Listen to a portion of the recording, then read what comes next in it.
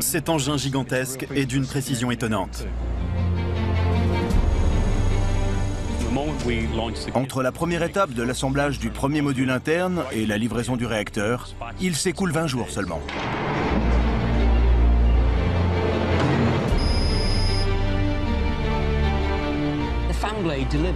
L'hélice fournit 75% de la poussée du moteur. À pleine vitesse, elle déplace 1 tonne d'air par seconde. Au bout de 30 secondes, il faut s'éloigner. Si on reste trop longtemps, on risque de prendre feu.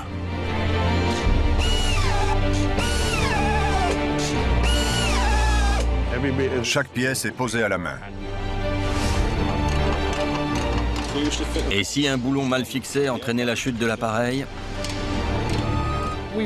On conduit des essais pendant plusieurs milliers d'heures.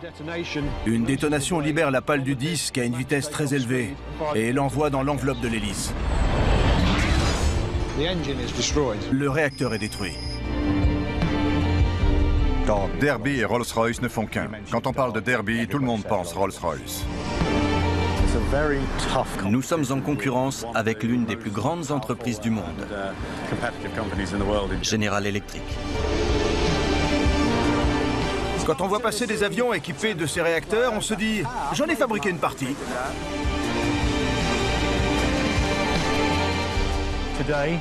Nous construisons le réacteur le plus efficace du monde.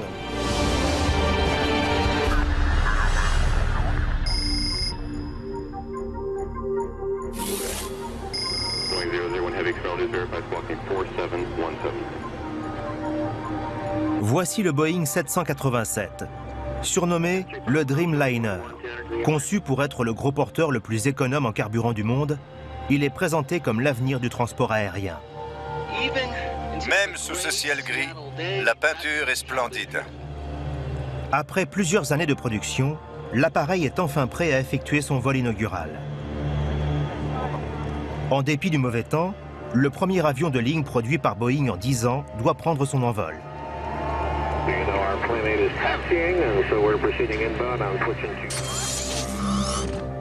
Cette équipe d'ingénieurs basée à Derby ne manque pas une seconde de l'événement retransmis en direct sur Internet. Ce sont eux qui ont conçu et construit les réacteurs de cet avion. La technologie qu'ils ont mise au point permettra d'économiser 3 300 000 € de carburant par avion et par an.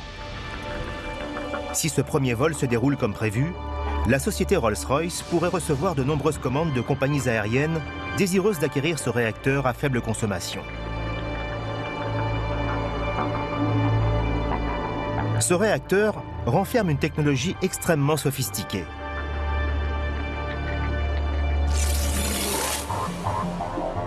Comment ce moteur révolutionnaire a-t-il été construit? Qui sont les hommes et les femmes qui ont pris part à ce projet?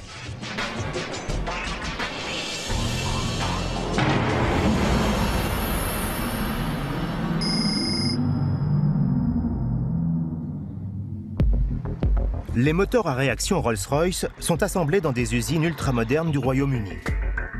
C'est un projet de très grande envergure dont dépendent des contrats d'une valeur de 45 milliards d'euros ainsi qu'11 000 emplois. L'équipe doit terminer l'assemblage complet d'un réacteur toutes les 36 heures. Salut Kev, ça va? Ça va. Cette semaine, c'est mon tour. Je passe plus de temps dans cette combinaison qu'en tenue classique. Dans quelques mois, je concevrai ou je construirai peut-être un de ces moteurs. Un jour, peut-être. Le voilà. Regardez cette merveille. C'est une œuvre d'art.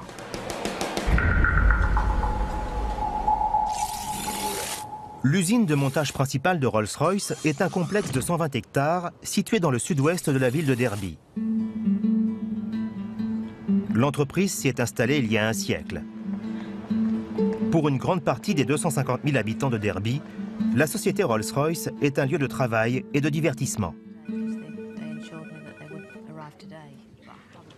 Il y a 12 ans, j'ai intégré la chorale féminine de Rolls-Royce. Nous répétons tous les lundis soirs dans les locaux de l'association de loisirs de Rolls-Royce. C'est une activité très agréable après une journée passée au travail.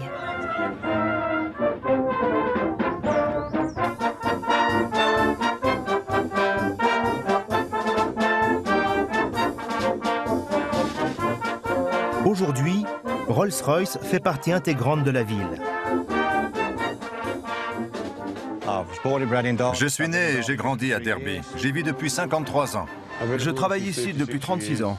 C'est un peu une entreprise familiale, parce que ma femme y travaille aussi.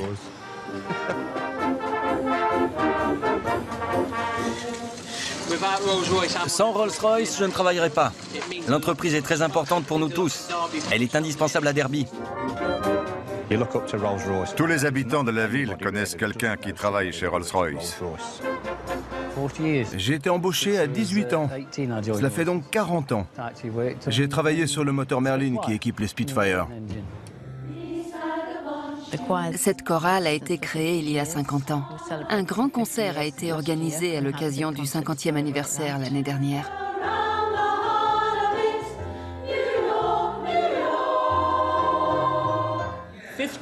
50 ans et 6 mois, pratiquement. Les filles ont chanté à mon mariage. Je leur ai présenté ma fille alors qu'elle n'avait que 11 jours. Elle se balançait dans son landau pendant les répétitions.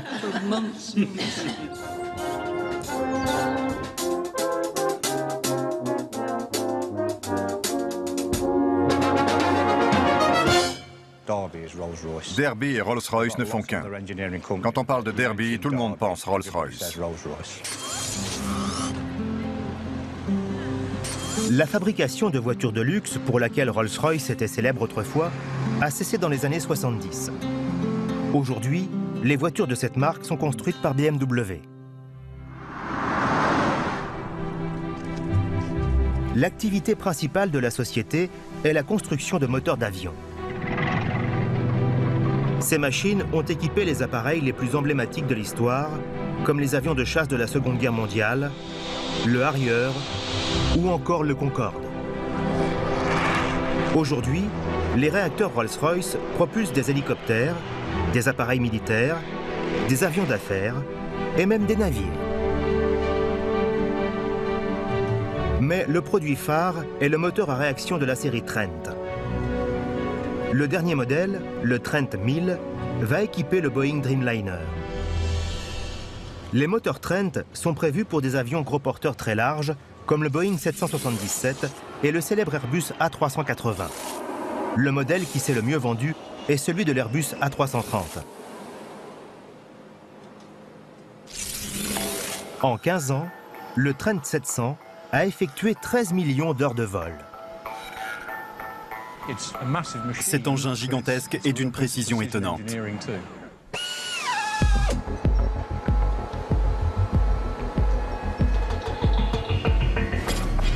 Un moteur Trent pèse au moins 5 tonnes et vaut plusieurs fois son poids en argent.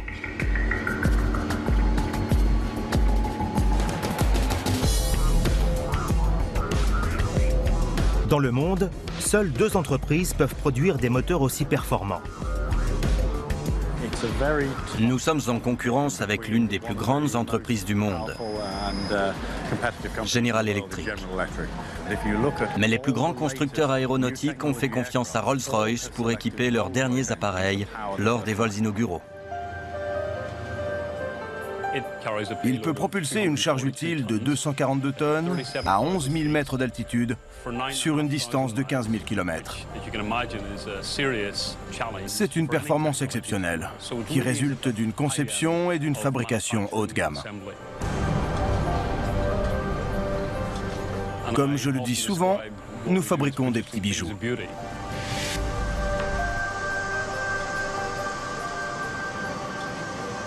L'entreprise a reçu des commandes pour 400 nouveaux moteurs. Elle doit en produire 4 par semaine afin de tenir ses engagements. Pour cette chaîne de production, l'une des plus complexes au monde, le temps représente beaucoup d'argent.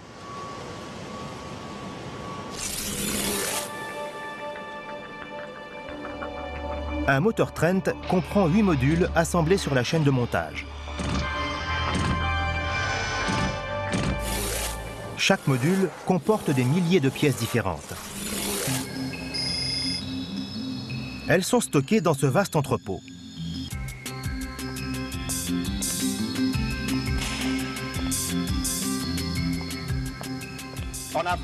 Grâce à mon podomètre, j'ai calculé que je parcourais en moyenne 13 km par jour. Mais si j'ai beaucoup de travail, je peux marcher jusqu'à 25 km et demi. C'est mon record. J'use beaucoup mes semelles. Kevin Carr s'assure que toutes les pièces du moteur sont livrées dans les temps à la chaîne de montage. Les ouvriers sont capables d'identifier les pièces rien qu'en les voyant ou en lisant leurs références.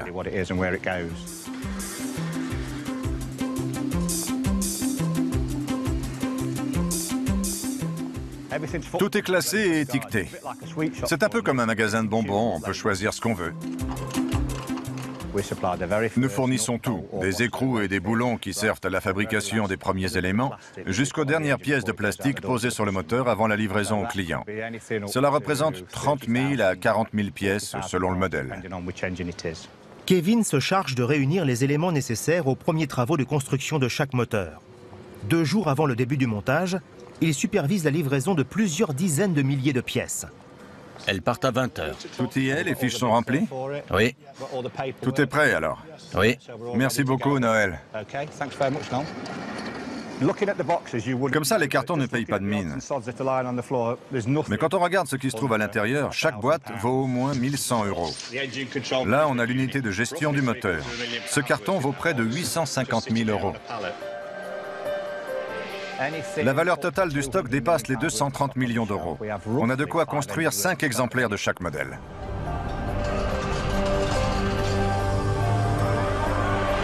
Certaines des pièces qui font de ce moteur une machine unique ont été conçues et fabriquées par les ingénieurs les plus expérimentés de Rolls-Royce.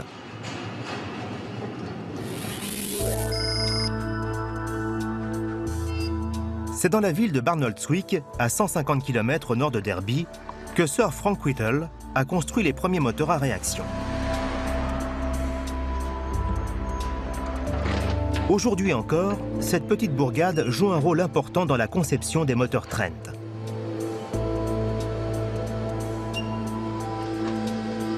Chaque jour, l'usine réceptionne des plaques de titane de qualité supérieure. Elles seront utilisées pour la fabrication d'un élément très particulier du moteur Trent. Quand on monte dans un avion, on regarde le réacteur et ce qu'on voit, c'est ça, l'hélice. Elle est fabriquée ici. Mike Wallis a pour mission de façonner ce métal brut pour en faire des pales d'hélice.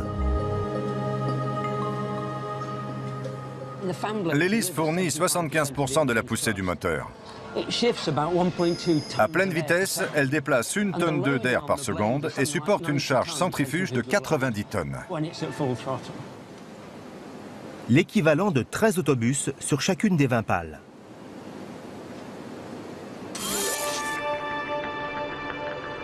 L'hélice est l'élément qui distingue un réacteur moderne d'un turboréacteur. Ce modèle plus ancien n'était pas équipé d'une hélice à l'avant. Il avait besoin de l'air généré par le mouvement de l'appareil pour tourner. Ce type de moteur était assez peu efficace et surtout très bruyant. Dans un réacteur muni d'une hélice, comme le Trent, l'énergie de l'air est utilisée pour actionner l'énorme hélice qui propulse de grandes quantités d'air froid sur les côtés du moteur. Voilà ce qui permet à l'avion d'avancer. Les pales de l'hélice du Trent sont uniques. De quelle partie s'agit-il? Ici encore, c'est la conception qui fait la différence. Les premières pales étaient solides. Mais pour améliorer les performances du réacteur et l'alléger, nous avons choisi de les rendre creuses. Notre processus de fabrication unique nous a permis de concrétiser cette idée et de mettre en place cette technologie chez Rolls-Royce. Chacune de ces pales coûte aussi cher qu'une berline.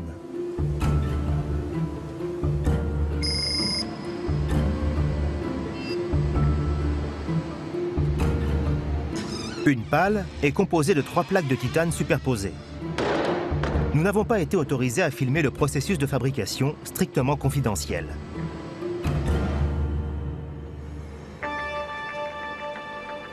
Dans un premier temps, les 3 plaques de métal sont assemblées. La forme qu'on leur applique est top secrète. Puis, on remplit la pale d'air pour plisser la couche intermédiaire de titane. Après cette opération, la structure interne de la pale est à la fois très légère et extrêmement solide. Mais avant de gonfler la superposition de titane, les ouvriers la font chauffer pour la modeler. Tout est prêt. L'équipe peut passer à l'étape la plus délicate, le gonflage. On utilise un gaz noble pour éviter une réaction chimique avec le titane à haute température. La pression à l'intérieur est très élevée pour qu'on puisse gonfler la pale au niveau désiré. Un tube résistant à la chaleur relie la pale à une réserve de gaz sous haute pression. Mais une autre étape sera nécessaire pour compléter le gonflage de la pale. L'ensemble est ensuite placé dans un four pour chauffer à très haute température. Un simple grain de poussière pourrait provoquer beaucoup de dégâts.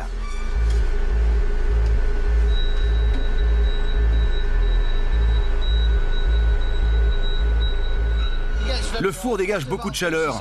Au bout de 30 secondes, il faut s'éloigner. Si on reste trop longtemps, on risque de prendre feu. Tout brûle, les gants, les doigts. Durant 4h30, le gaz s'étend lentement jusqu'à ce que la pale prenne la forme souhaitée.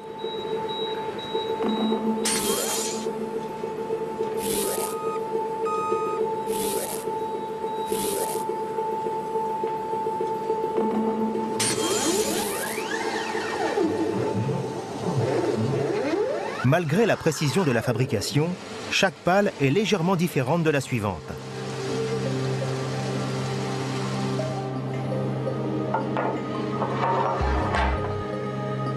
Les 20 pales qui composent l'hélice doivent être équilibrées pour que l'ensemble puisse tourner sans à-coups. Chaque pale est mesurée et pesée. Les ouvriers les font même teinter. Chaque pale a une masse et une fréquence différentes. En fonction de ces facteurs, nous choisissons leur position sur le disque. Quand le moteur sera assemblé, elles seront posées à l'emplacement sélectionné.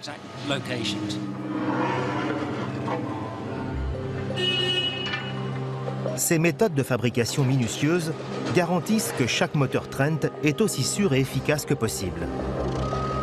L'usine livre 150 pales par semaine, un rythme soutenu qui convient à Mike Wallis.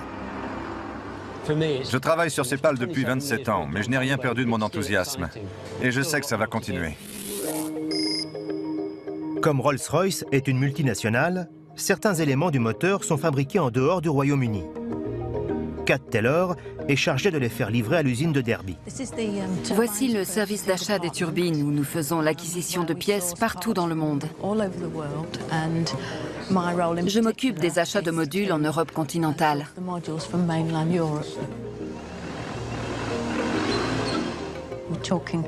Nous recevons environ 10 modules par semaine.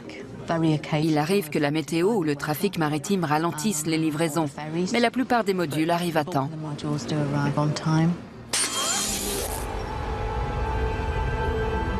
Un disque hérissé de 96 aubes de turbine se trouve au cœur du moteur. Ces pales-là sont les pièces les plus impressionnantes du réacteur.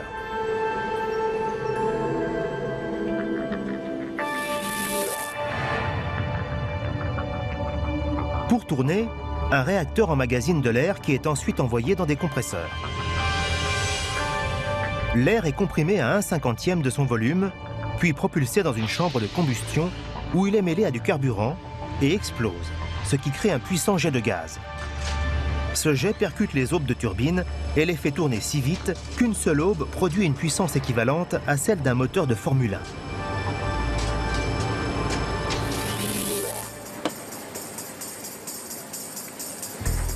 Ces minuscules aubes sont soumises à des conditions extrêmes.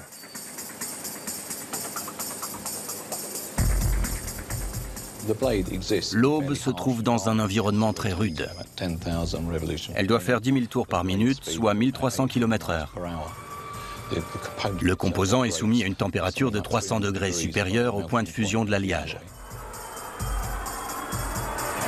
Ces aubes, qui tournent dans un environnement à 1700 degrés, sont conçues pour ne pas fondre. On voit les flux de gaz qui passent le long du profil.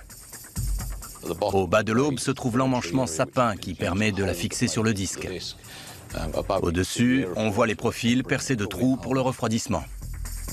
Sur leur modèle informatique, les ingénieurs de Rolls-Royce ont pu percer des trous dans l'aube afin de la faire refroidir et d'éviter qu'elle ne fonde.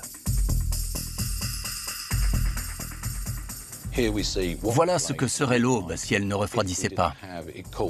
Les zones rouges sont celles où le métal chauffe trop. Grâce à ces perforations, la température de la pièce reste acceptable.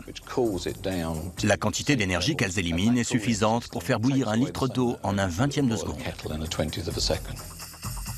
Mais ces perforations ne suffiraient pas à refroidir un métal ordinaire. Au laboratoire de recherche sur les matériaux, des scientifiques créent des métaux dont les caractéristiques physiques et chimiques correspondent aux exigences des ingénieurs. Pour obtenir les propriétés demandées par les ingénieurs, nous créons des alliages selon différentes recettes, différents mélanges des constituants des alliages. Ensuite, nous soumettons les échantillons à des tests chimiques et les plaçons dans plusieurs environnements. Puis nous sélectionnons le mélange doté des propriétés voulues. À l'aide d'un microscope électronique, les scientifiques peuvent analyser précisément la structure de l'alliage afin de vérifier que la structure cristalline et l'association des métaux est conforme aux attentes. L'équipe britannique compte 25 chercheurs. Nous avons également des équipes en Allemagne et aux États-Unis. Nous nous efforçons d'exploiter les connaissances académiques du monde entier pour améliorer les performances de Rolls-Royce. La fabrication de cet alliage sur mesure n'est pas l'étape la plus complexe de la construction de l'aube. Le façonnage du métal se fait selon une méthode unique et confidentielle.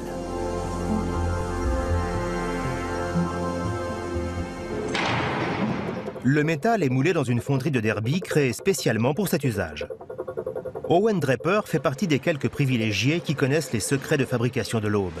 Lorsqu'on fait fondre un morceau de métal normal, puis qu'on le solidifie, il ressemble à un plan de travail de cuisine. Il est composé de nombreux cristaux dispersés un peu partout.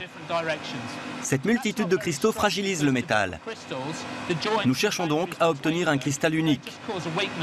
Ainsi, il n'y a pas de séparation entre les cristaux dans le métal. Et la pièce est bien plus solide. Chaque aube est donc composée d'un seul cristal de métal de la forme voulue. Le processus de fabrication est très complexe et nécessite le concours d'un grand nombre d'ouvriers qui se relaient 24 heures sur 24. Maureen Henke fabrique les moules utilisés pour appliquer la forme au métal. J'exerce ce métier depuis 1973, avec quelques interruptions. Pour faire ce travail, il faut être adroit. Tout doit être parfait. Il ne doit y avoir aucun défaut. Le métal est refroidi à l'aide d'une spirale posée au bas du moule. Ce tube permet de ne sélectionner qu'un seul cristal de métal qui remplit ensuite le moule.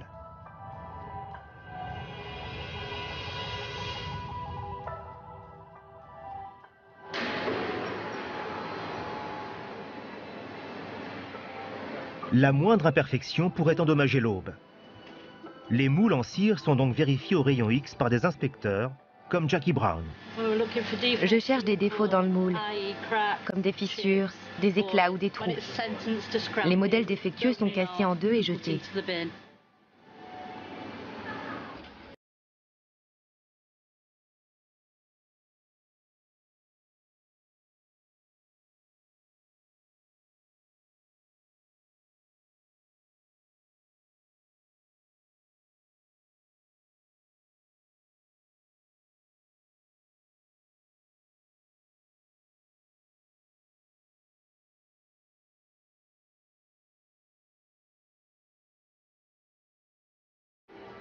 Et au rayon X. L'aube est encore loin d'être achevée. Les finitions durent 4 jours. Steve Ball fait partie des machinistes chargés de cette tâche. On est tous très doués dans notre travail, mais on ne s'en vante pas. Quand on voit passer des avions équipés de ces réacteurs, on se dit « j'en ai fabriqué une partie ». Les dimensions de l'aube doivent être exactes. La marge d'erreur est équivalente à 1/10 de l'épaisseur d'un cheveu.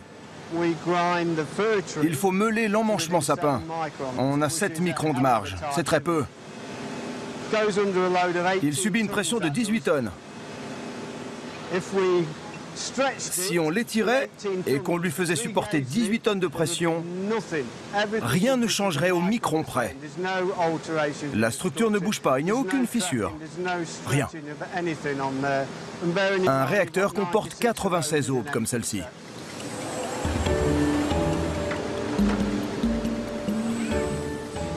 Chaque modèle est identique au premier. Toutes les aubes sont parfaites. Ce sont nos bébés et on les traite comme tels. Les ouvriers sont tous très concentrés, qu'ils soient 6 h du matin, 6 h du soir ou même minuit. Ce qui nous préoccupe, c'est la série suivante. Après tout, celles d'avant sont parfaites. Elles n'ont aucun défaut. On le sait. Grâce à des ouvriers très appliqués comme Steve, le moteur Trent est l'un des meilleurs du marché. Difficile de croire que Rolls-Royce est passé tout près de la faillite lors de la conception de ce modèle.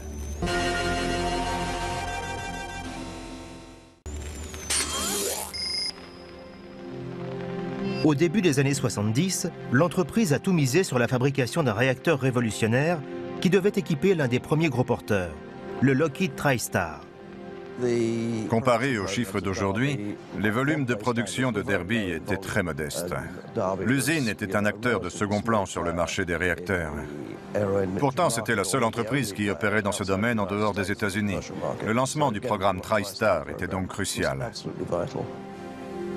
La petite entreprise avait de grandes ambitions. Le 211 était un modèle très sophistiqué selon les normes de l'époque. C'était un moteur à arbre triple. La concurrence ne proposait que des moteurs à arbre double. C'était un modèle bien plus perfectionné, à l'architecture résolument novatrice. Ce moteur était plus léger et plus efficace. Il allait permettre de réduire les coûts de fonctionnement et donc de faire baisser les prix des billets d'avion. Mais la construction du moteur s'est révélée bien plus compliquée que prévu, ce qui a entraîné une forte augmentation du budget.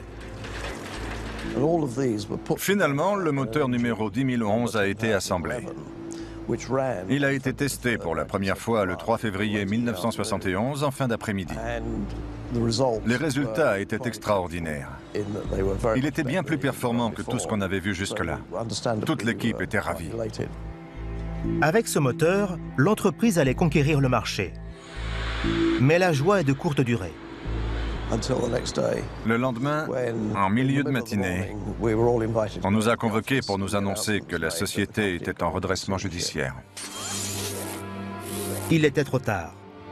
Le projet avait été trop coûteux pour Rolls-Royce. L'usine de Derby était menacée. Dans chaque famille de la ville, quelqu'un travaille chez Rolls-Royce. Que ce soit des ouvriers, des artisans, des chercheurs ou des ingénieurs. Tous ces employés semblaient abasourdis après l'annonce. C'est un terrible choc. L'avenir est sombre, très sombre. Je ne peux rien dire de plus. Pensiez-vous que cela pouvait arriver à votre société? Pas du tout. Je travaille ici depuis 27 ans et jamais je n'avais imaginé ça. Le gouvernement devrait nous soutenir. C'est une entreprise que tout le monde connaît, Rolls-Royce. Et effectivement, l'État a aidé l'entreprise. Des milliers d'emplois ont été sauvés et Rolls-Royce a obtenu une dernière chance de prouver la validité de son projet. Pendant les 12 ou 14 mois qui ont suivi le redressement, nous avons beaucoup avancé. Le moteur a été mis en service fin avril 1972.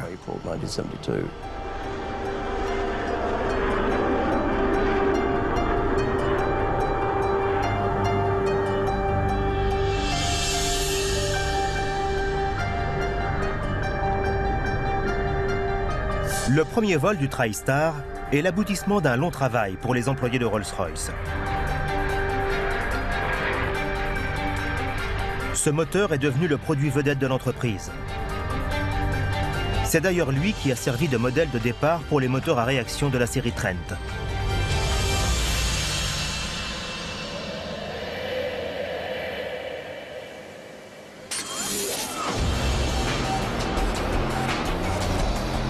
Avec ce moteur très évolué, Rolls-Royce est devenu un acteur de poids sur le marché international.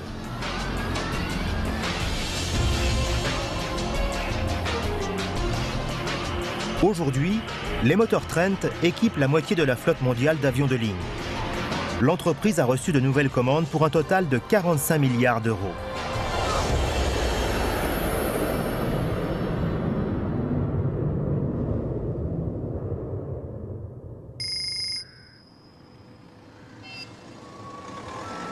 La chaîne de montage principale des moteurs Trent se trouve au cœur de l'usine de Derby. Ici, chaque étape doit se dérouler sans anicroche, afin que le planning soit strictement respecté du début à la fin de l'assemblage. Entre la première étape de l'assemblage du premier module interne et la livraison du réacteur, il s'écoule 20 jours seulement. Tout commence avec l'assemblage des modules les plus imposants et les plus complexes. Les ouvriers fixent des centaines de pales et daubes modelées sur mesure. Au bout de 4 jours, les ouvriers commencent à travailler sur l'enveloppe de l'hélice, protégée par du Kevlar. Ils placent et branchent à la main plus de 4000 pièces pour les commandes du moteur et la transmission.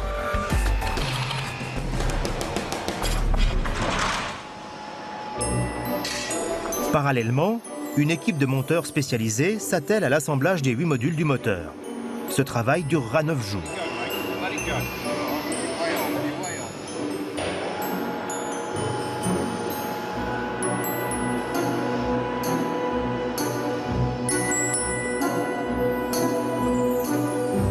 Les 5 premières sections sont emboîtées les unes dans les autres. Aidés par la gravité, les monteurs sont certains de fournir un travail parfait.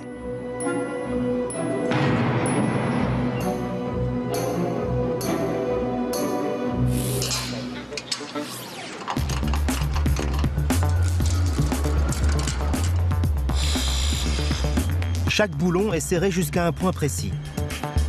Ces manipulations requièrent une concentration de tous les instants. Descends.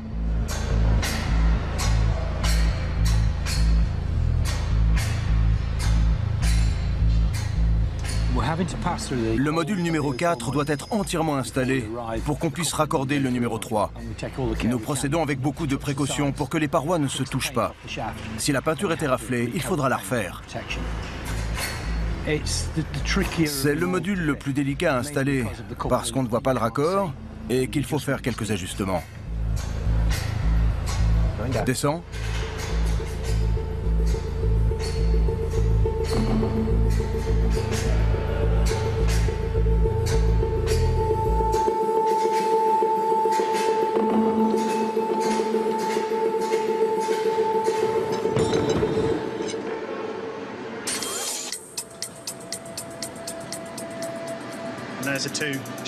Il faut glisser les 2 pattes d'ancrage dans le logement qui correspond. On devrait entendre un petit clic. Une semaine après le début de l'assemblage, on pose les pales de l'hélice. L'ouvrier chargé de les monter doit être très prudent, car ces pièces valent une fortune. On porte des gants pour ne pas laisser d'empreintes sur les pales. En plus, on a une meilleure prise. Et ne nous glisse pas des mains comme ça. Il ne faut pas qu'elle tombe? Non, surtout pas.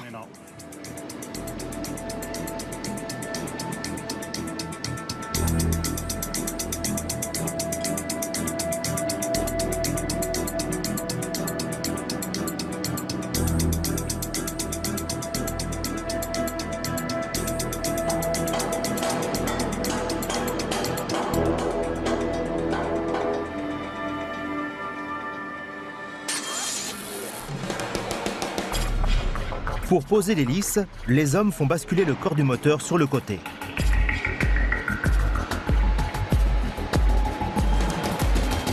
Ce réacteur de 2 tonnes, d'une valeur inestimable, se balance à quelques mètres du sol. Le moteur est en place. Les techniciens posent donc les 2 derniers modules, qui sont aussi les plus imposants.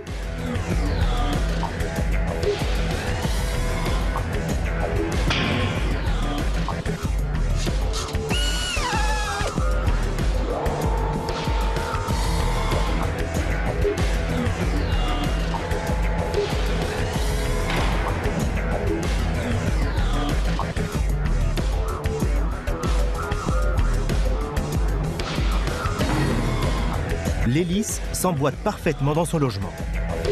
L'extrémité des pales passe à moins d'1 millimètre de l'enveloppe. Elles sont vouées à tourner au-delà de la vitesse du son. Après 2 semaines d'assemblage, le réacteur est relié à de larges conduits aérodynamiques et transporté dans le pôle d'essai.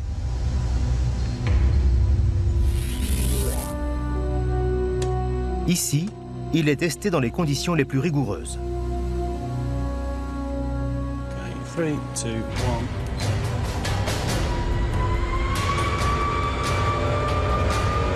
1. Les ingénieurs contrôlent les vibrations, la vitesse de rotation et la température du moteur afin de s'assurer que tout fonctionne normalement. On pousse au maximum. 3, 2, 1, go!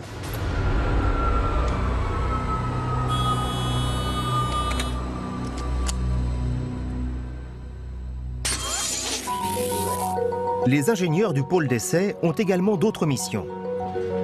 Dave Benbow est chargé de tester des prototypes de nouveaux modèles avant leur vol inaugural. Ces essais-là sont bien plus éprouvants. On conduit des essais pendant plusieurs milliers d'heures. L'objectif est de vérifier que le réacteur est prêt à voler, qu'il est sûr. Nous pratiquons différents tests, mais notre préoccupation principale est de répondre aux exigences des agences de sécurité. Ce moteur est un modèle de test en vol. Il est équipé de nombreux instruments qu'on ne retrouve pas sur les modèles en production. Regardez, ils sont branchés sur le moteur et reliés au point d'attache pour qu'on puisse étudier les données. Les essais sur un nouveau modèle durent jusqu'à 2 ans. Le test du démarrage à froid est primordial. On doit pouvoir lancer le moteur par des températures très basses, allant jusqu'à moins 40 degrés. Même fraîchement sorti d'un congélateur, le moteur doit fonctionner normalement. Il faut que la boîte de vitesse s'actionne normalement après le démarrage du moteur. Passons au test de l'inondation. L'eau est déversée à un rythme de 140 000 litres par heure. La poussée du moteur doit être la même qu'en conditions normales. On doit s'assurer que le moteur résiste à la pluie et à la grêle et que les compresseurs supportent une grande quantité d'eau en vol, qu'ils continuent de fonctionner et que le système de combustion est stable. Si jamais une des pales de l'hélice se détache, elle doit être retenue par l'enveloppe. On va le vérifier. C'est un test décisif. Aucune pale ne doit tomber. C'est essentiel.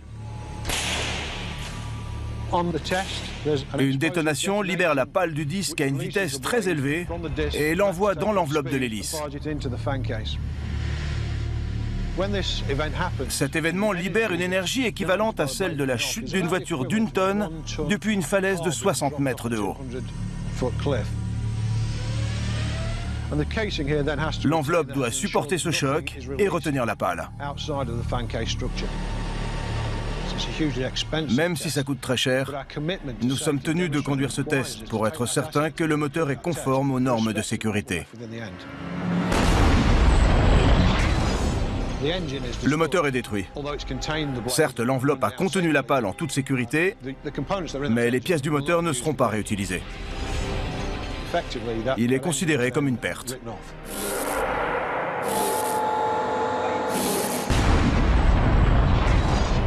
Les ingénieurs sont obligés de sacrifier un moteur pour s'assurer que l'enveloppe remplit son office.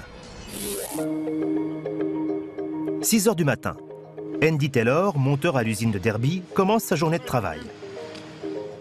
Je travaille juste à côté, dans la zone où on construit la base du moteur. Selon les semaines, je prends mon poste le matin, l'après-midi ou le soir. Cette semaine, je suis du matin. Bonjour. C'est le service d'inspection. Ils sont très sympas ici. Je vais travailler sur ce moteur aujourd'hui. Andy doit fixer un réseau de capteurs sur le moteur. Ils sont reliés au thermocouple. En cas de surchauffe, ils envoient un signal à l'ordinateur central du moteur qui change certains réglages pour faire baisser la température. Ils peuvent aussi signaler une température trop basse. Ces capteurs mesurent la température, la pression, la vitesse et les vibrations dans des zones importantes du moteur. Les informations sont envoyées à l'ordinateur du réacteur qui optimise ses performances.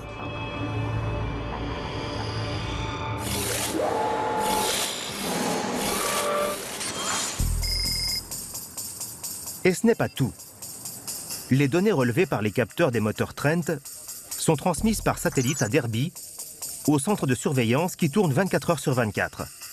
Ici, des ingénieurs confirmés veillent sur les moteurs Rolls-Royce du monde entier.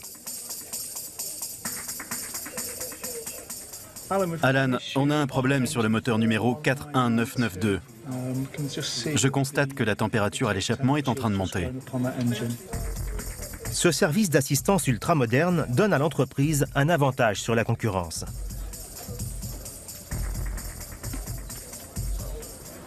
Lorsqu'une compagnie aérienne achète un moteur Rolls-Royce, il est de plus en plus fréquent qu'elle souscrive à un contrat d'assistance technique pour une durée allant jusqu'à 20 ans. Nous nous engageons à effectuer l'entretien du moteur, à fournir les pièces de rechange, à répondre à toutes ces demandes de livraison de moteur, quel que soit le moment.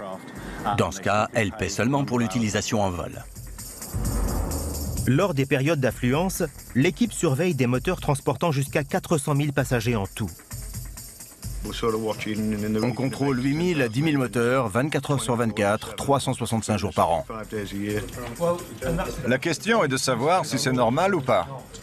On observe la vitesse, la pression, la température. On traite les problèmes dès qu'ils apparaissent, avant qu'ils ne prennent de l'ampleur, pour éviter que des vols soient annulés ou retardés et que des passagers soient obligés d'attendre dans les aéroports.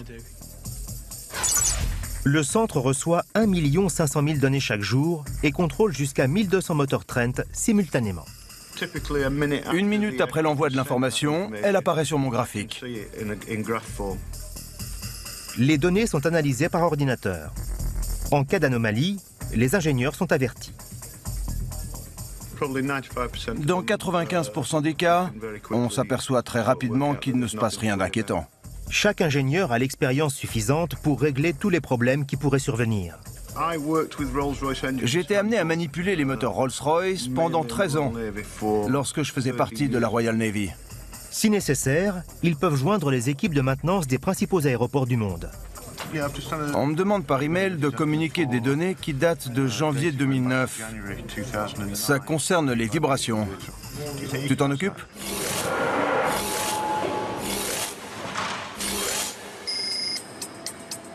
Sur la chaîne de montage, un moteur Trent est immobilisé. Il doit être terminé dans une semaine, mais la livraison du dernier module fabriqué en Europe a pris du retard. Les monteurs ne peuvent pas continuer leur travail. Il s'agit de la turbine qui entraîne l'hélice à l'avant du moteur. Elle doit être fixée dans l'enveloppe de l'hélice. L'équipe ne peut pas perdre de temps. Elle décide donc de poser certaines pièces en avance.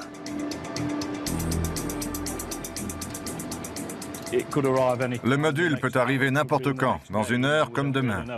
On n'en sait rien. Du coup, on a préféré continuer le travail pour ne pas prendre trop de retard. On ne peut pas déplacer le moteur tant que le dernier module n'a pas été posé.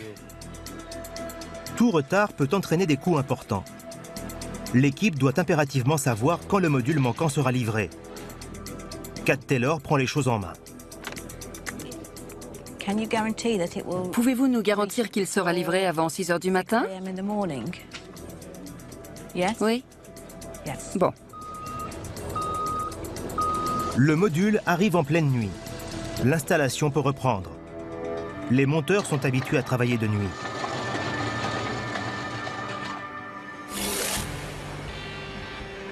En plus de ces investissements dans les nouvelles technologies, Rolls-Royce forme des apprentis pour assurer la transmission des connaissances et des savoir-faire de l'usine.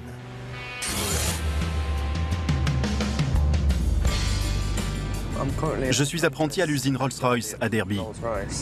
Je souhaite devenir ingénieur des techniques de fabrication et de maintenance. Les programmes d'apprentissage sont indispensables à l'industrie britannique. Je travaille dans la partie appelée Rotatives. Ici, on s'occupe des disques, des tambours et des arbres.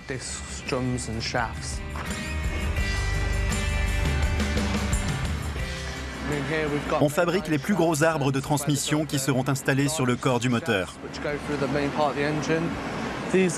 Ça, ce sont les revêtements qui servent à les protéger. On a différentes foreuses. C'est là que je travaille, au bureau d'entretien des arbres à transmission.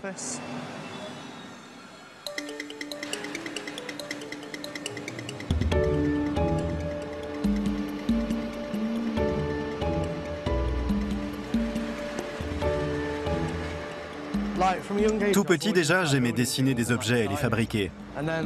Quand l'occasion d'avoir cet apprentissage s'est présentée, je l'ai saisi. En plus, c'est une tradition familiale. Mon père, mon grand-père et mon oncle sont ingénieurs. L'ingénierie me passionne. J'aime créer et fabriquer des choses. Il s'est intéressé à l'ingénierie alors qu'il était tout jeune. Je lui ai offert un jeu de construction quand il avait 8 ans. Au bout de quelques jours, il a délaissé la notice pour construire ses propres modèles. Comme les autres apprentis, Niraj passera 3 ans au sein de l'entreprise pour apprendre le métier qu'il a choisi.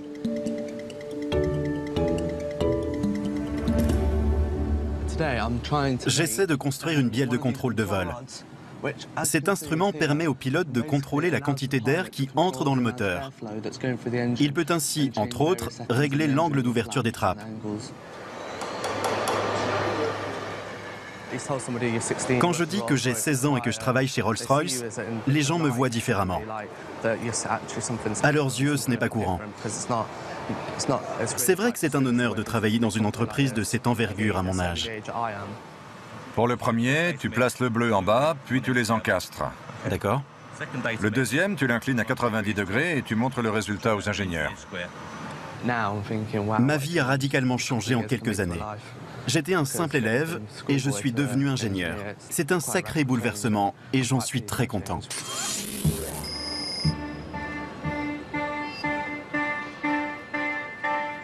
Une fois le moteur construit et inspecté, il est déposé au centre de livraison au client où il est contrôlé par Mike Riley, inspecteur technique. C'est une lourde responsabilité, puisque c'est le dernier employé de Rolls-Royce qui vérifie le moteur avant son premier vol. Je travaille chez Rolls-Royce depuis 5 ans. Avant cela, je faisais partie de l'armée. J'étais chargé de la maintenance des hélicoptères. Cela faisait un moment que je voulais travailler chez Rolls-Royce. L'étude de ma candidature a duré 2 ans. Et ce n'est pas évident de décrocher un poste ici.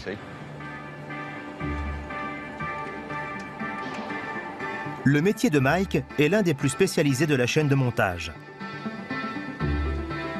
Tel un médecin pratiquant une opération de chirurgie endoscopique, il utilise un boroscope pour inspecter l'intérieur du moteur. On étudie toutes les pièces tournantes, ainsi que la chambre de combustion.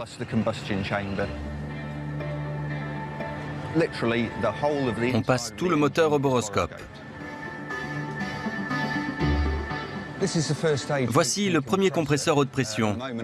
Je le fais tourner vers l'arrière, dans le sens contraire de l'usage habituel. Je recherche des défauts sur les pales, les bords d'attaque ou les bords de fuite.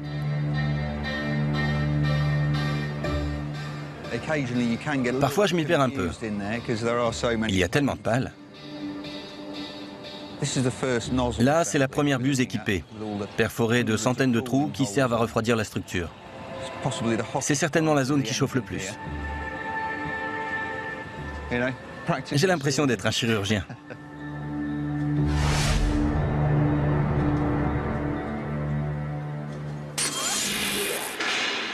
Un autre moteur Trent 700 a passé tous les contrôles. Il est prêt à quitter l'usine. Dans quelques jours, il sera livré en France où il équipera un Airbus 330. Rolls-Royce a reçu 300 commandes de ce type cette année. Ces moteurs sont la clé du succès pour l'entreprise, qui s'efforce de garder un avantage concurrentiel sur les autres sociétés du secteur. Un grand jour se prépare pour les employés de Derby.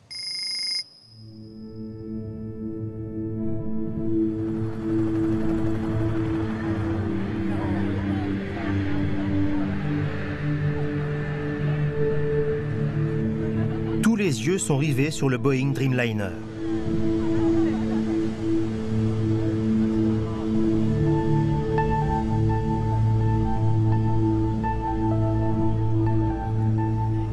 C'est un événement important. Le premier vol de l'avion a lieu à Seattle. Les ingénieurs de Derby suivent les préparatifs diffusés en direct sur Internet. Lorsque les moteurs de l'appareil se mettent en route, les spectateurs retiennent leur souffle. Le moment de vérité est arrivé. Voici le 787 Dreamliner. Bravo, Rolls-Royce! La firme a réalisé un coup d'éclat en décrochant les contrats de construction de ces moteurs utilisés pour le vol inaugural d'un avion de ligne. L'équipe qui les a fabriqués a de quoi être fière.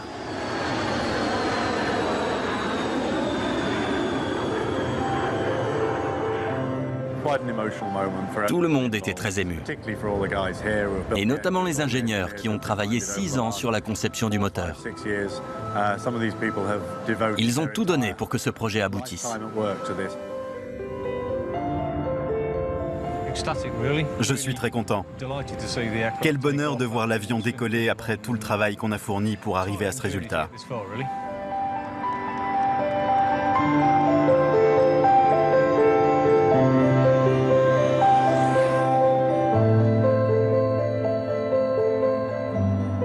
Le succès de ce premier vol se mesurera au nombre de commandes qui arriveront à l'usine de Derby. Excellente nouvelle. 5 Boeing 787 équipés de Trent 1000 ont été commandés ce matin. C'est d'autant plus appréciable que le marché est en crise. Cela prouve que les compagnies aériennes sont satisfaites de notre moteur. C'est une très bonne journée pour les employés de Rolls-Royce et pour toute la ville de Derby.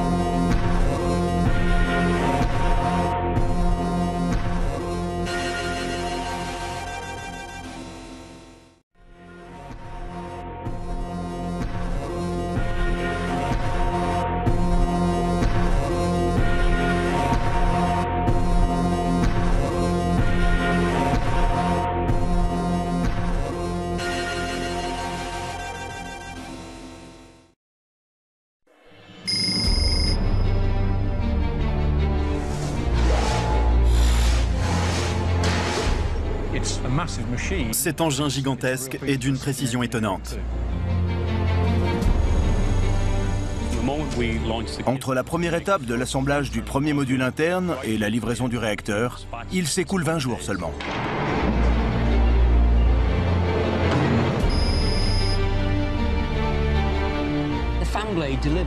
L'hélice fournit 75% de la poussée du moteur.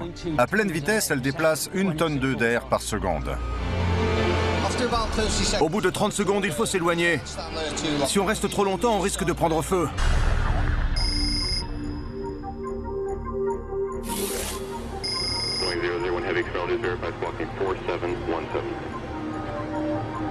Voici le Boeing 787, surnommé le Dreamliner. Conçu pour être le gros porteur le plus économe en carburant du monde, il est présenté comme l'avenir du transport aérien. Même sous ce ciel gris, la peinture est splendide. Après plusieurs années de production, l'appareil est enfin prêt à effectuer son vol inaugural. En dépit du mauvais temps, le premier avion de ligne produit par Boeing en 10 ans doit prendre son envol.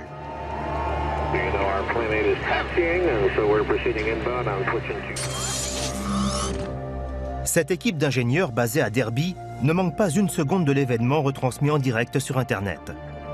Ce sont eux qui ont conçu et construit les réacteurs de cet avion. La technologie qu'ils ont mise au point permettra d'économiser 3 300 000 € de carburant par avion.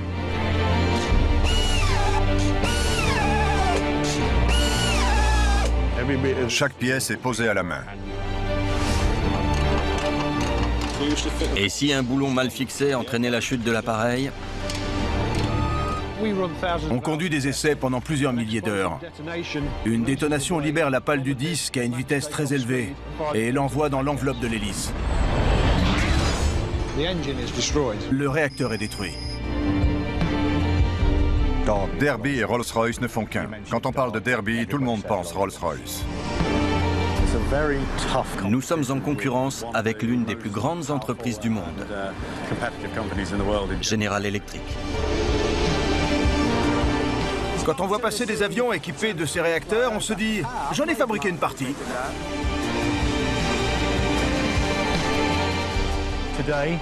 Nous construisons le réacteur le plus efficace du monde.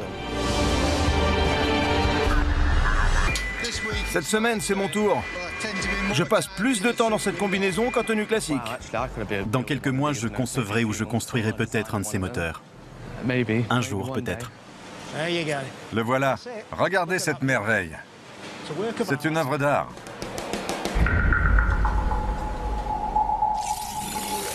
L'usine de montage principale de Rolls-Royce est un complexe de 120 hectares situé dans le sud-ouest de la ville de Derby. L'entreprise s'y est installée il y a un siècle. Pour une grande partie des 250 000 habitants de Derby, la société Rolls-Royce est un lieu de travail et de divertissement. Il y a 12 ans, j'ai intégré la chorale féminine de Rolls-Royce. Nous répétons tous les lundis soirs dans les locaux de l'association de loisirs de Rolls-Royce. C'est une activité très agréable après une journée passée au travail. Avion et par an. Si ce premier vol se déroule comme prévu, la société Rolls-Royce pourrait recevoir de nombreuses commandes de compagnies aériennes désireuses d'acquérir ce réacteur à faible consommation. Ce réacteur renferme une technologie extrêmement sophistiquée.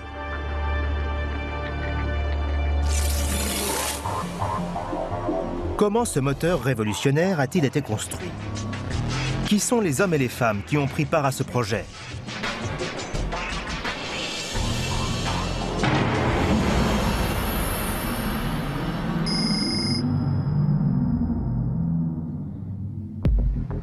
Les moteurs à réaction Rolls-Royce sont assemblés dans des usines ultramodernes du Royaume-Uni. C'est un projet de très grande envergure dont dépendent des contrats d'une valeur de 45 milliards d'euros ainsi qu'11 000 emplois. L'équipe doit terminer l'assemblage complet d'un réacteur toutes les 36 heures. Salut Kev, ça va? Ça va. Secteur. Un grand jour se prépare pour les employés de Derby.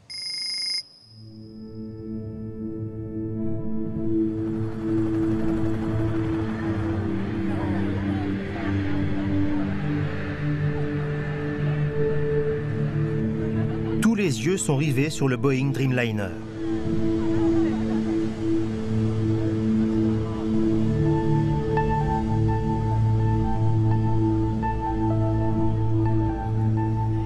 C'est un événement important. Le premier vol de l'avion a lieu à Seattle. Les ingénieurs de Derby suivent les préparatifs diffusés en direct sur Internet. Lorsque les moteurs de l'appareil se mettent en route, les spectateurs retiennent leur souffle. Le moment de vérité est arrivé. Voici le 787 Dreamliner. Bravo Rolls-Royce!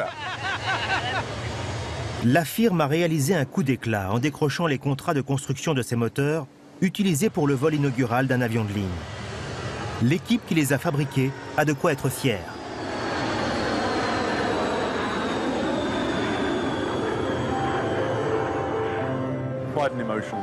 Tout le monde était très ému, et notamment les ingénieurs qui ont travaillé 6 ans sur la conception du moteur. Ils ont tout donné pour que ce projet aboutisse. Je suis très content. Quel bonheur de voir l'avion décoller après tout le travail qu'on a fourni pour arriver à ce résultat.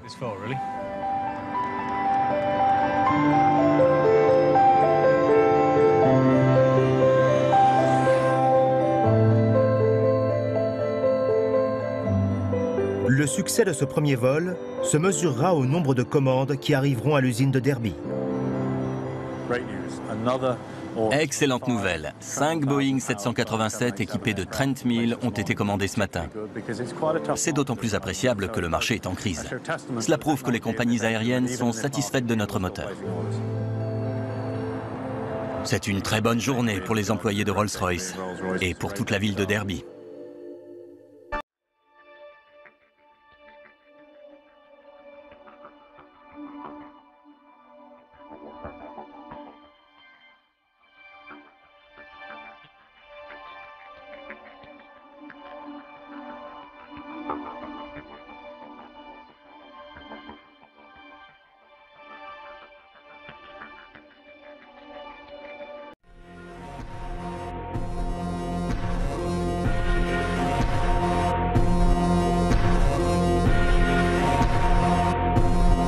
Le modèle qui s'est le mieux vendu est celui de l'Airbus A330.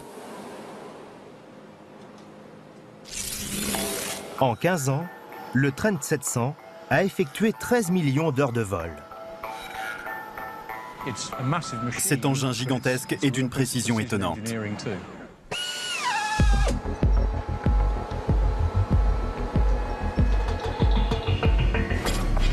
Un moteur Trent pèse au moins 5 tonnes et vaut plusieurs fois son poids en argent.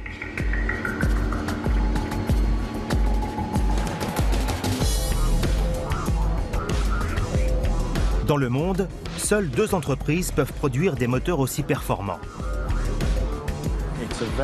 Nous sommes en concurrence avec l'une des plus grandes entreprises du monde, General Electric.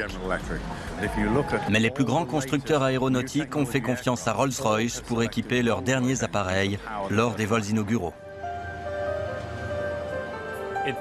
Il peut propulser une charge utile de 242 tonnes à 11 000 mètres d'altitude sur une distance de 15 000 km. C'est une performance exceptionnelle qui résulte d'une conception et d'une fabrication haut de gamme. Comme je le dis souvent, nous fabriquons des petits bijoux.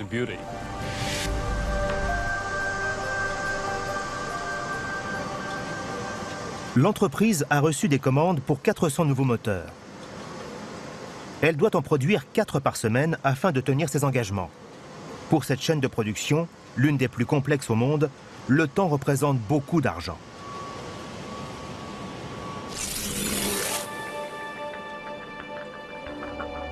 Un moteur Trent comprend 8 modules assemblés sur la chaîne de montage.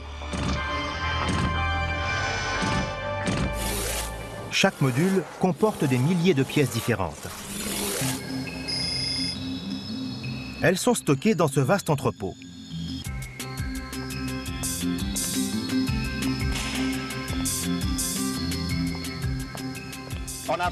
Grâce à mon podomètre, j'ai calculé que je parcourais en moyenne 13 km par jour. Mais si j'ai beaucoup de travail, je peux marcher jusqu'à 25 km et demi. C'est mon record. J'use beaucoup mes semelles. Kevin Carr s'assure que toutes les pièces du moteur sont livrées dans les temps à la chaîne de montage. Les ouvriers sont capables d'identifier les pièces rien qu'en les voyant ou en lisant leurs références.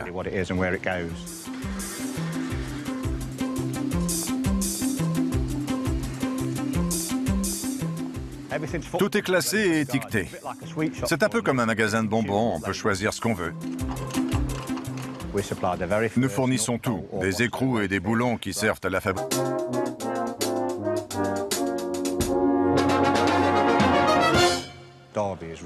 Derby et Rolls-Royce ne font qu'un. Quand on parle de Derby, tout le monde pense Rolls-Royce. La fabrication de voitures de luxe, pour laquelle Rolls-Royce était célèbre autrefois, a cessé dans les années 70. Aujourd'hui, les voitures de cette marque sont construites par BMW. L'activité principale de la société est la construction de moteurs d'avion. Ces machines ont équipé les appareils les plus emblématiques de l'histoire, comme les avions de chasse de la Seconde Guerre mondiale, le Harrier ou encore le Concorde. Aujourd'hui, les réacteurs Rolls-Royce propulsent des hélicoptères, des appareils militaires, des avions d'affaires et même des navires. Mais le produit phare est le moteur à réaction de la série Trent. Le dernier modèle, le Trent 1000, va équiper le Boeing Dreamliner. Les moteurs Trent sont prévus pour des avions gros porteurs très larges, comme le Boeing 777 et le célèbre Airbus A380. Le modèle qui s'est le mieux vendu est celui de l'Airbus A330. En 15 ans, le Trent 700 a effectué 13 millions d'heures de vol.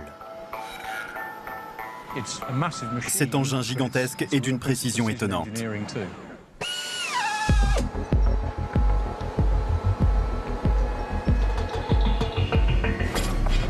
Un moteur Trent pèse au moins 5 tonnes et vaut plusieurs fois son poids en argent.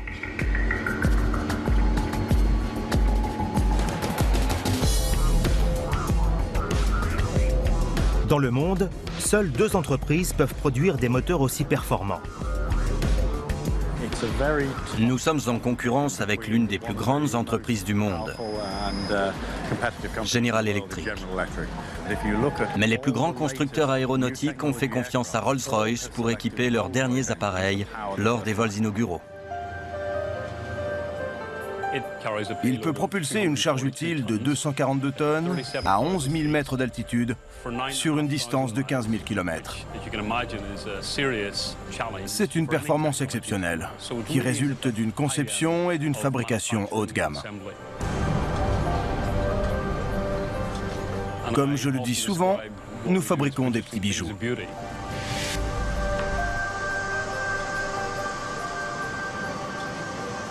L'entreprise a reçu des commandes pour 400 nouveaux moteurs. Elle doit en produire 4 par semaine afin de tenir ses engagements. Nous sommes en concurrence avec l'une des plus grandes entreprises du monde, General Electric. Quand on voit passer des avions équipés de ces réacteurs, on se dit « j'en ai fabriqué une partie ».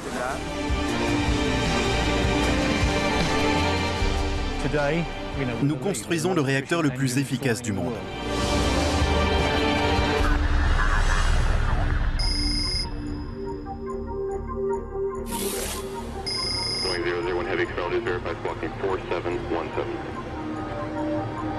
Voici le Boeing 787, surnommé le Dreamliner. Conçu pour être le gros porteur le plus économe en carburant du monde, il est présenté comme l'avenir du transport aérien. Même sous ce ciel gris, la peinture est splendide. Après plusieurs années de production, l'appareil est enfin prêt à effectuer son vol inaugural. En dépit du mauvais temps, le premier avion de ligne produit par Boeing en 10 ans doit prendre son envol.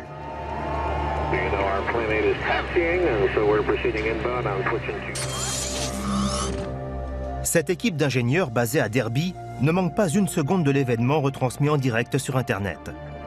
Ce sont eux qui ont conçu et construit les réacteurs de cet avion. La technologie qu'ils ont mise au point permettra d'économiser 3 300 000 € de carburant par avion et par an. Si ce premier vol se déroule comme prévu, la société Rolls-Royce pourrait recevoir de nombreuses commandes de compagnies aériennes désireuses d'acquérir ce réacteur à faible consommation. Ce réacteur renferme une technologie extrêmement sophistiquée.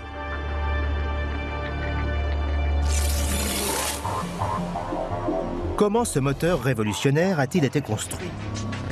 Qui sont les hommes et les femmes qui ont pris part à ce projet?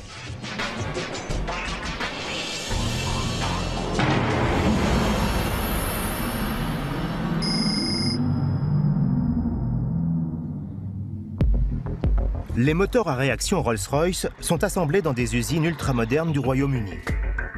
C'est un projet de très grande envergure dont dépendent des contrats d'une valeur de 45 milliards d'euros ainsi qu'11 000 emplois. L'équipe doit terminer l'assemblage complet d'un réacteur toutes les 36 heures. Salut Kev, ça va? Ça va. Cette semaine, c'est mon tour. Je passe plus de temps dans cette combinaison qu'en tenue classique. Dans quelques mois, je concevrai ou je construirai peut-être un de ces moteurs. Un jour, peut-être. Le voilà. Regardez cette merveille. C'est une œuvre d'art.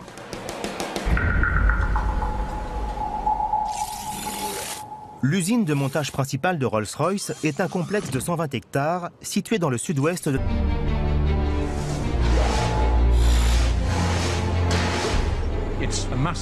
Cet engin gigantesque est d'une précision étonnante. Entre la première étape de l'assemblage du premier module interne et la livraison du réacteur, il s'écoule 20 jours seulement.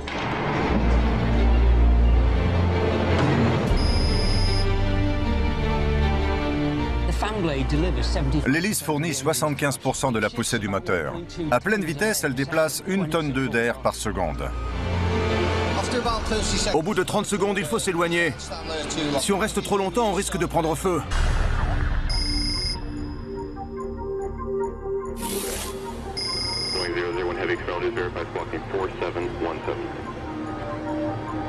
Voici le Boeing 787, surnommé le Dreamliner. Conçu pour être le gros porteur le plus économe en carburant du monde, il est présenté comme l'avenir du transport aérien. Même sous ce ciel gris, la peinture est splendide. Après plusieurs années de production, l'appareil est enfin prêt à effectuer son vol inaugural. En dépit du mauvais temps, le premier avion de ligne produit par Boeing en 10 ans doit prendre son envol.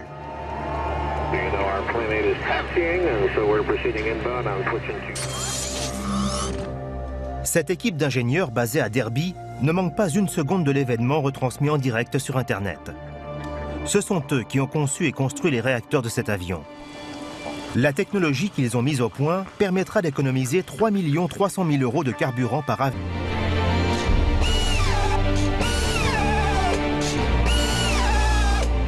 Chaque pièce est posée à la main. Et si un boulon mal fixé entraînait la chute de l'appareil? On conduit des essais pendant plusieurs milliers d'heures. Une détonation libère la pale du disque à une vitesse très élevée et l'envoie dans l'enveloppe de l'hélice. Le réacteur est détruit. Derby et Rolls-Royce ne font qu'un. Quand on parle de Derby, tout le monde pense Rolls-Royce. Nous sommes en concurrence avec l'une des plus grandes entreprises du monde, General Electric. Quand on voit passer des avions équipés de ces réacteurs, on se dit « j'en ai fabriqué une partie ».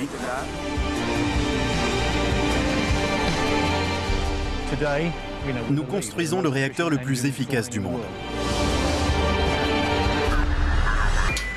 Cette semaine, c'est mon tour.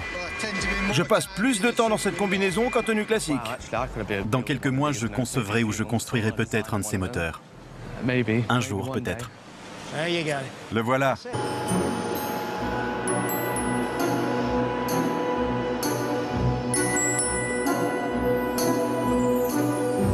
Les 5 premières sections sont emboîtées les unes dans les autres. Aidés par la gravité, les monteurs sont certains de fournir un travail parfait.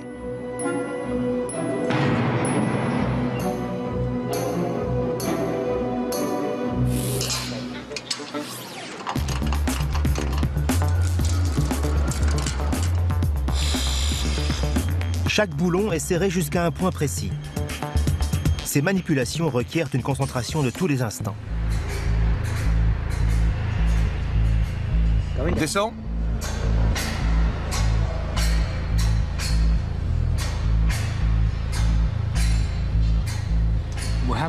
Le module numéro 4 doit être entièrement installé pour qu'on puisse raccorder le numéro 3.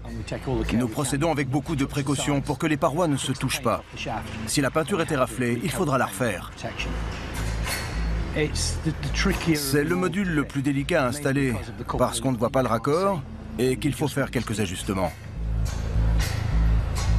Descends.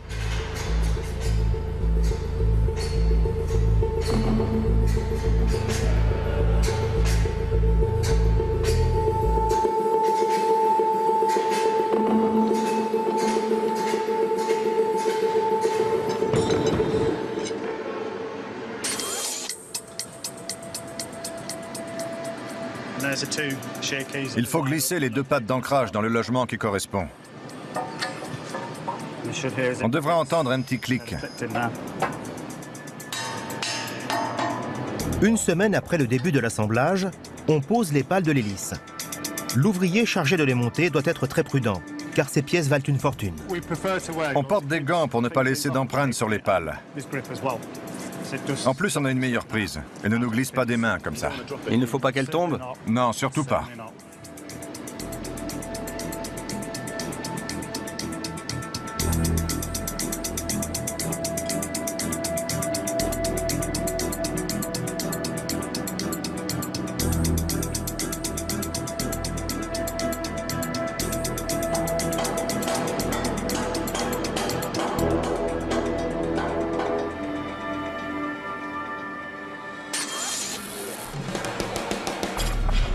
Pour poser l'hélice, les hommes font basculer le corps du moteur sur le côté.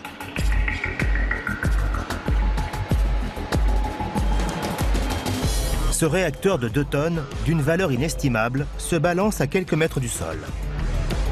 Le moteur est en place. Les techniciens posent donc les 2 derniers modules, qui sont aussi les plus imposants. Elle doit être retenue par l'enveloppe. On va le vérifier. C'est un test décisif. Aucune pale ne doit tomber. C'est essentiel. Une détonation libère la pale du disque à une vitesse très élevée et l'envoie dans l'enveloppe de l'hélice. Cet événement libère une énergie équivalente à celle de la chute d'une voiture d'1 tonne depuis une falaise de 60 mètres de haut. L'enveloppe doit supporter ce choc et retenir la pale. Même si ça coûte très cher, nous sommes tenus de conduire ce test pour être certains que le moteur est conforme aux normes de sécurité. Le moteur est détruit. Certes, l'enveloppe a contenu la pale en toute sécurité, mais les pièces du moteur ne seront pas réutilisées. Il est considéré comme une perte.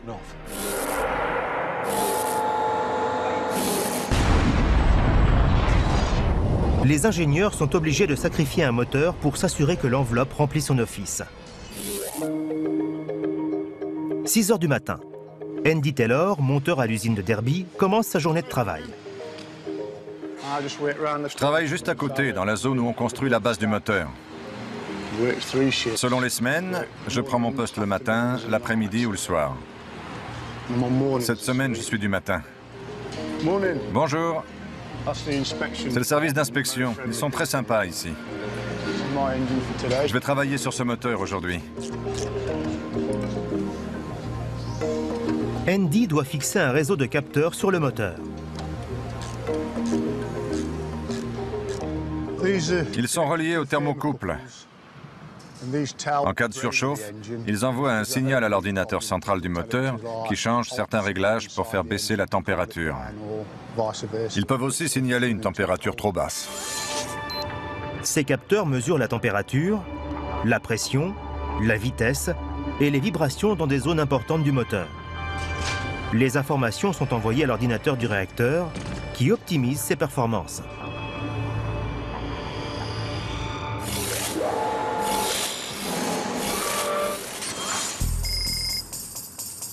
Et ce n'est pas tout. Les données relevées par les capteurs des moteurs Trent sont transmises par satellite à Derby, au centre de surveillance qui tourne 24 heures sur 24. Ici, des ingénieurs confirmés veillent sur les moteurs Rolls-Royce du monde entier. Alan, on a un problème sur le moteur numéro 41992. Je constate que la température à l'échappement est le métal. Nous cherchons donc à obtenir un cristal unique. Ainsi, il n'y a pas de séparation entre les cristaux dans le métal. Et la pièce est bien plus solide. Chaque aube est donc composée d'un seul cristal de métal de la forme voulue.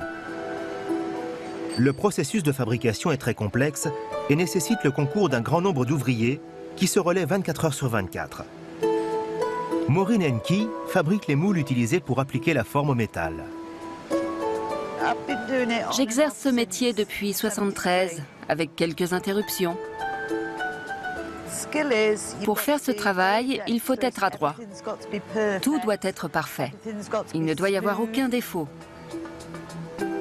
Le métal est refroidi à l'aide d'une spirale posée au bas du moule. Ce tube permet de ne sélectionner qu'un seul cristal de métal qui remplit ensuite le moule.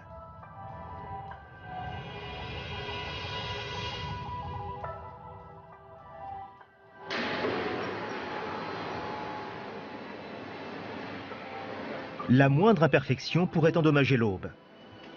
Les moules en cire sont donc vérifiés au rayon X par des inspecteurs, comme Jackie Brown. Je cherche des défauts dans le moule, comme des fissures, des éclats ou des trous. Les modèles défectueux sont cassés en deux et jetés.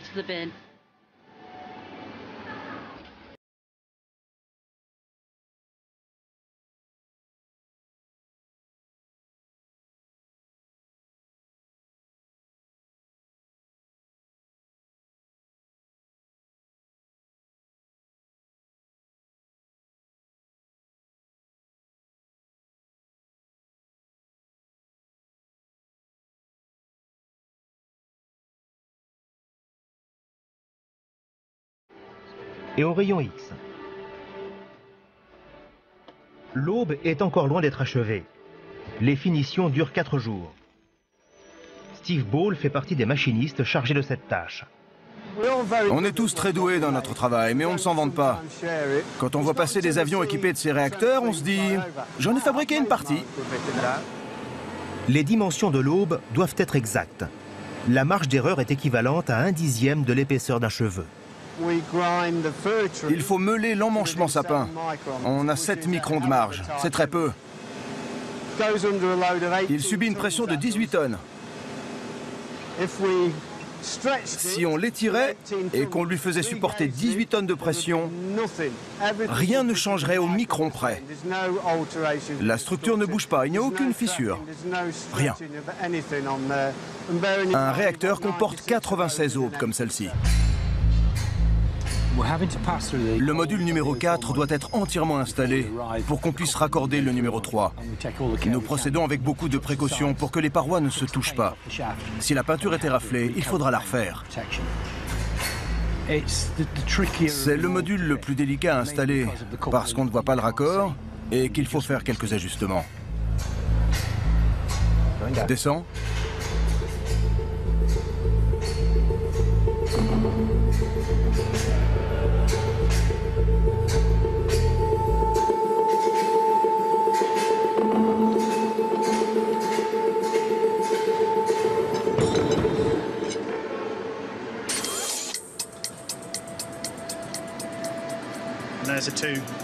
Il faut glisser les 2 pattes d'ancrage dans le logement qui correspond. On devra entendre un petit clic. Une semaine après le début de l'assemblage, on pose les pales de l'hélice. L'ouvrier chargé de les monter doit être très prudent, car ces pièces valent une fortune. On porte des gants pour ne pas laisser d'empreintes sur les pales. En plus, on a une meilleure prise. Elle ne nous glisse pas des mains comme ça. Il ne faut pas qu'elle tombe? Non, surtout pas.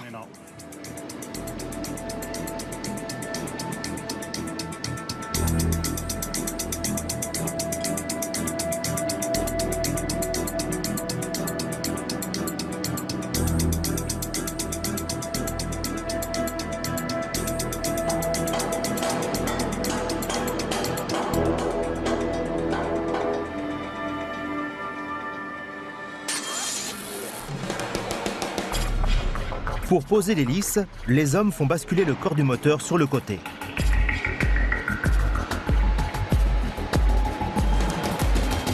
Ce réacteur de 2 tonnes, d'une valeur inestimable, se balance à quelques mètres du sol. Le moteur est en place. Les techniciens posent donc les 2 derniers modules, qui sont aussi les plus imposants.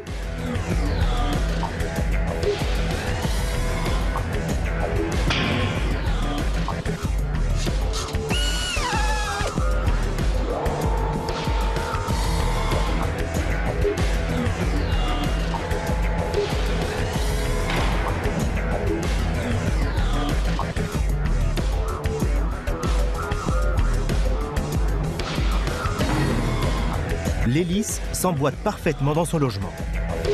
L'extrémité des pales passe à moins d'1 millimètre de l'enveloppe. Elles sont vouées à tourner au-delà de la vitesse du son. Après 2 semaines d'assemblage, le réacteur est relié à de larges conduits aérodynamiques et transporté dans le pôle d'essai de l'entreprise pour apprendre le métier qu'il a choisi.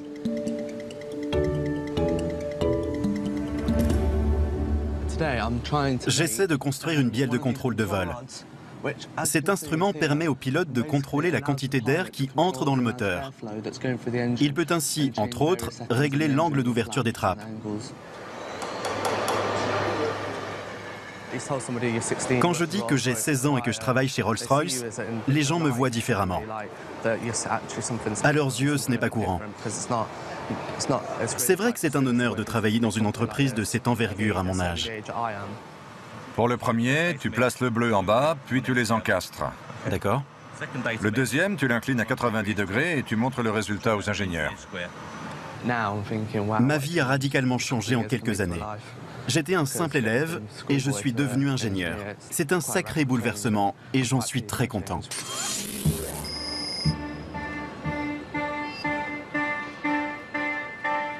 Une fois le moteur construit et inspecté, il est déposé au centre de livraison au client où il est contrôlé par Mike Riley, inspecteur technique. C'est une lourde responsabilité, puisque c'est le dernier employé de Rolls-Royce qui vérifie le moteur avant son premier vol. Je travaille chez Rolls-Royce depuis 5 ans. Avant cela, je faisais partie de l'armée. J'étais chargé de la maintenance des hélicoptères. Cela faisait un moment que je voulais travailler chez Rolls-Royce. L'étude de ma candidature a duré 2 ans. Et ce n'est pas évident de décrocher un poste ici.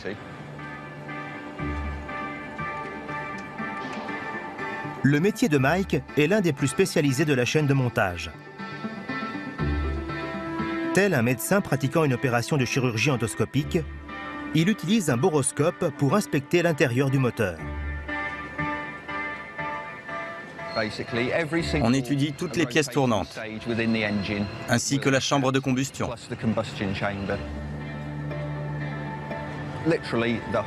On passe tout le moteur au boroscope.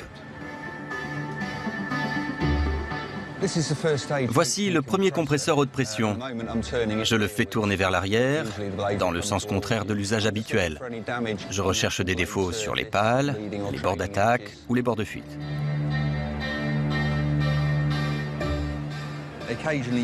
Parfois, je m'y perds un peu. Il y a tellement de pales. Là, c'est la première buse équipée, perforée de centaines de trous qui servent à refroidir la structure. C'est certainement la zone qui chauffe le plus. J'ai l'impression d'être un chirurgien.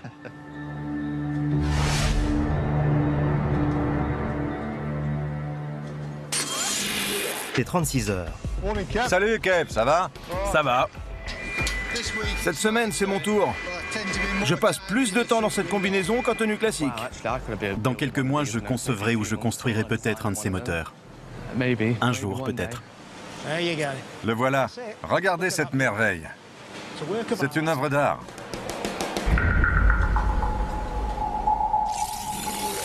L'usine de montage principale de Rolls-Royce est un complexe de 120 hectares situé dans le sud-ouest de la ville de Derby.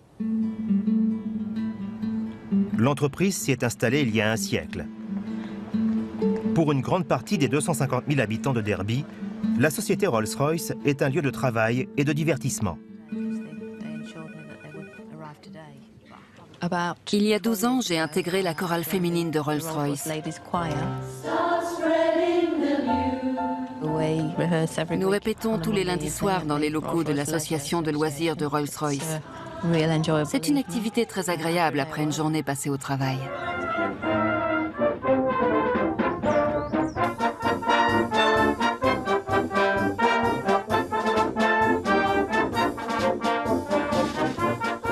Aujourd'hui, Rolls-Royce fait partie intégrante de la ville.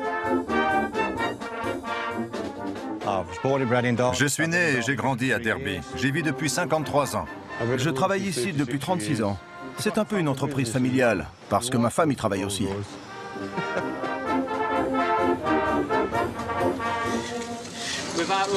Sans Rolls-Royce, je ne travaillerai pas. L'entreprise est très importante pour nous tous. Elle est indispensable à Derby. Tous les habitants de la ville connaissent quelqu'un qui travaille chez Rolls-Royce. J'ai été embauché à 18 ans. Cela fait donc 40 ans. J'ai travaillé sur le moteur Merlin qui équipe les Spitfire. Cette chorale a été créée il y a 50 ans. Un grand concert a été organisé à l'occasion du 50e anniversaire l'année dernière.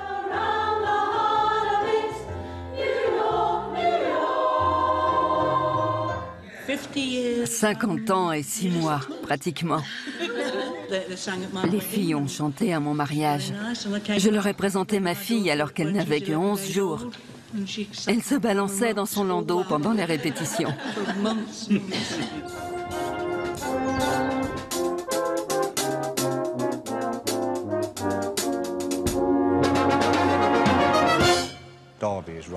Derby et Rolls-Royce ne font qu'un. Quand on parle de Derby, tout le monde pense Rolls-Royce. La fabrication de voitures de luxe, pour laquelle Rolls-Royce était célèbre autrefois, a cessé dans les années 70. Aujourd'hui, quand il avait 8 ans. Au bout de quelques jours, il a délaissé la notice pour construire ses propres modèles. Comme les autres apprentis, Niraj passera 3 ans au sein de l'entreprise pour apprendre le métier qu'il a choisi.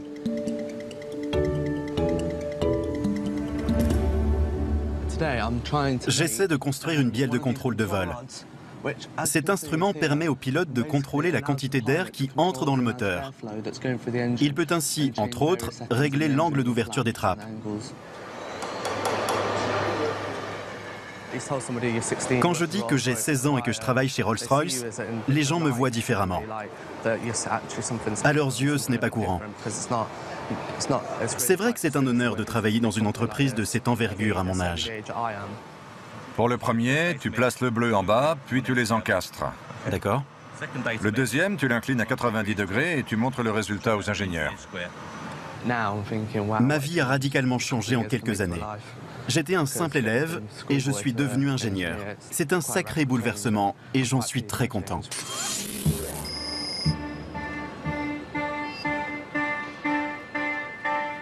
Une fois le moteur construit et inspecté, il est déposé au centre de livraison au client où il est contrôlé par Mike Riley, inspecteur technique. C'est une lourde responsabilité, puisque c'est le dernier employé de Rolls-Royce qui vérifie le moteur avant son premier vol. Je travaille chez Rolls-Royce depuis 5 ans. Avant cela, je faisais partie de l'armée. J'étais chargé de la maintenance des hélicoptères. Cela faisait un moment que je voulais travailler chez Rolls-Royce. L'étude de ma candidature a duré 2 ans. Et ce n'est pas évident de décrocher un poste ici.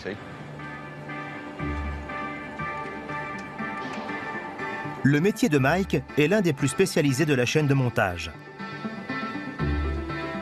Tel un médecin pratiquant une opération de chirurgie endoscopique, il utilise un boroscope pour inspecter l'intérieur du moteur. On étudie toutes les pièces tournantes, ainsi que la chambre de combustion.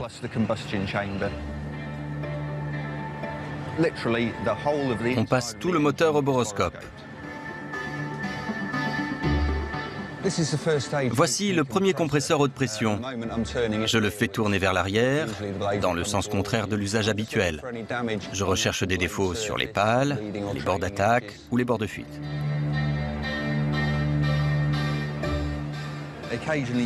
Parfois, je m'y perds un peu. Il y a tellement de pales. Là, c'est la première buse équipée, perforée de centaines de trous qui servent à refroidir la structure. Les ingénieurs sont obligés de sacrifier un moteur pour s'assurer que l'enveloppe remplit son office. 6 heures du matin. Andy Taylor, monteur à l'usine de Derby, commence sa journée de travail. Je travaille juste à côté, dans la zone où on construit la base du moteur. Selon les semaines, je prends mon poste le matin, l'après-midi ou le soir. Cette semaine, je suis du matin. Bonjour. C'est le service d'inspection. Ils sont très sympas ici. Je vais travailler sur ce moteur aujourd'hui. Andy doit fixer un réseau de capteurs sur le moteur. Ils sont reliés au thermocouple. En cas de surchauffe, ils envoient un signal à l'ordinateur central du moteur qui change certains réglages pour faire baisser la température. Ils peuvent aussi signaler une température trop basse. Ces capteurs mesurent la température, la pression, la vitesse et les vibrations dans des zones importantes du moteur. Les informations sont envoyées à l'ordinateur du réacteur qui optimise ses performances.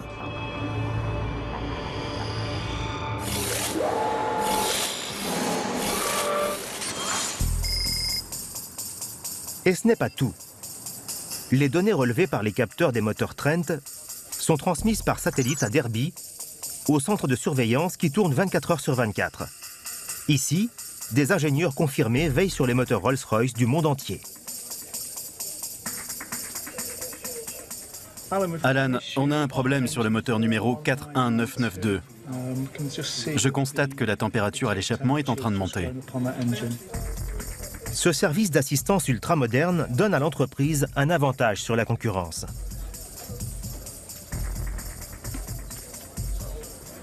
Lorsqu'une compagnie aérienne achète un moteur Rolls-Royce, il est de plus en plus fréquent qu'elle souscrive à un contrat d'assistance technique pour une durée allant jusqu'à 20 ans. Nous nous engageons à effectuer l'entretien du moteur, à fournir les pièces de rechange, à répondre à toutes ces demandes de livraison de moteur, quel que soit le moment. Dans ce cas, elle paie seulement pour l'utilisation en vol. Lors des périodes d'affluence, l'équipe surveille des moteurs transportant jusqu'à 400 000 passagers en tout. On contrôle 8 000 à 10 000 moteurs, 24 heures sur 24, 365 jours par an. La question est de savoir si c'est normal ou pas. On observe la vitesse, la pression, la température. On traite les problèmes dès qu'ils apparaissent, avant qu'ils ne prennent de l'ampleur, pour éviter que des vols soient annulés ou retardés et que des passagers soient obligés d'attendre dans les aéroports. Le centre reçoit 1 500 000 données chaque jour et contrôle jusqu'à 1200 moteurs.